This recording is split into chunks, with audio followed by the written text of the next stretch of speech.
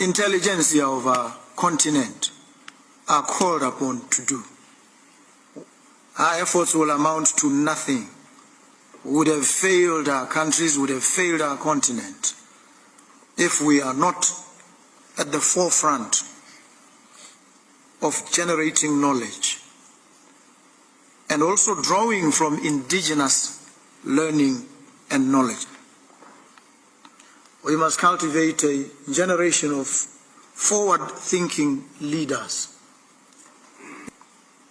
We should not allow ourselves to become hostages of the different spaces on the African continent that we happen to occupy. We must reach out to each other and come together.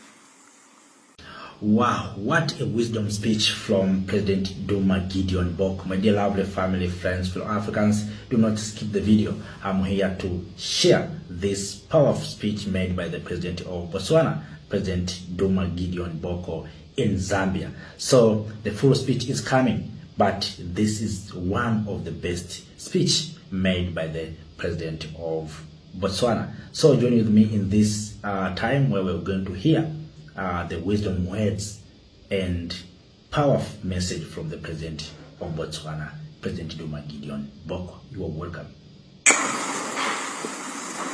Mr. President, my dear brother, President of the Republic of Zambia, let me acknowledge you with warmth and gratitude.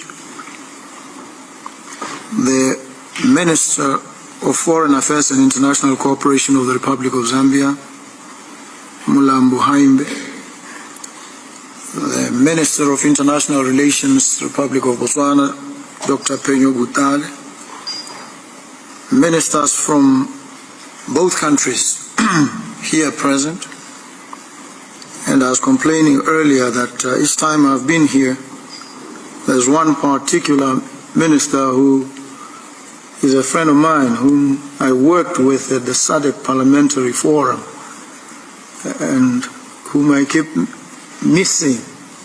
And so I've requested that I be brought into contact with the Minister of Finance, Dr. Musokotai. High Commissioners of our two countries,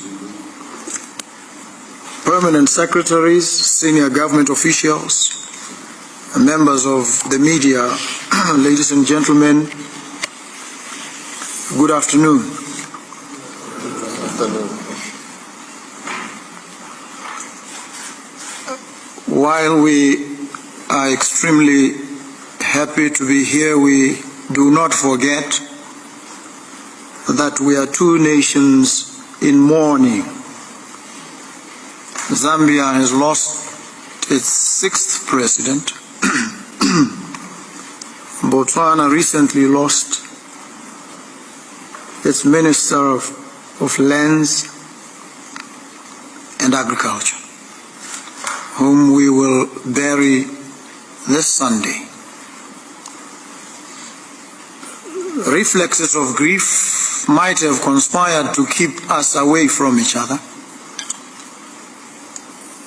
but we've managed to accept that we are grieving, but also to continue the efforts that those who have fallen, would have wanted us to continue to pursue. So I extend my sympathies to the Republic of Zambia and the people of Zambia. I must thank you for your hospitality.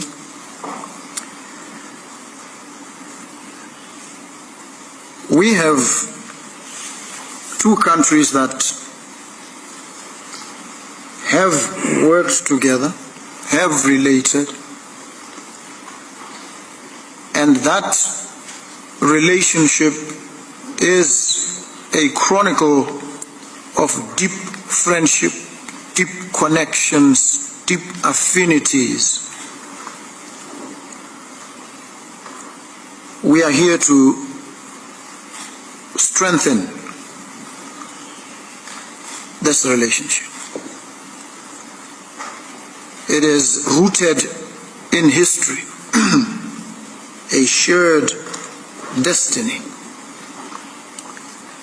We drink from the well springs that shaped the Lozi, the different tribes and nations that make up the state of Zambia, and the different tribes and nations that have come together, become somewhat homogeneous in Botswana to form the government, the state of Botswana. We have borders that separate us, but borders that should not keep us away from each other.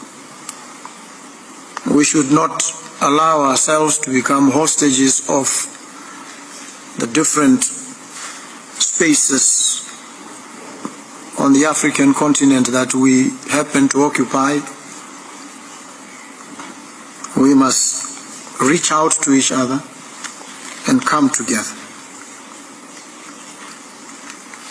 We have elevated our relationship, our bilateral cooperation, from the level of the Joint Permanent Commission on Cooperation to a binational commission.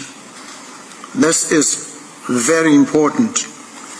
It marks a growth, a step of advance in our relationship. It reflects our shared commitment to promoting high-level dialogue, monitor implementation of bilateral agreements, facilitate the alignment of policies and priorities between our two nations, and to deepen ties across multiple sectors. The BNC is therefore to all of us a call to action. It affords us an opportunity to reflect on the progress we've achieved thus far, while confronting the challenges that remain.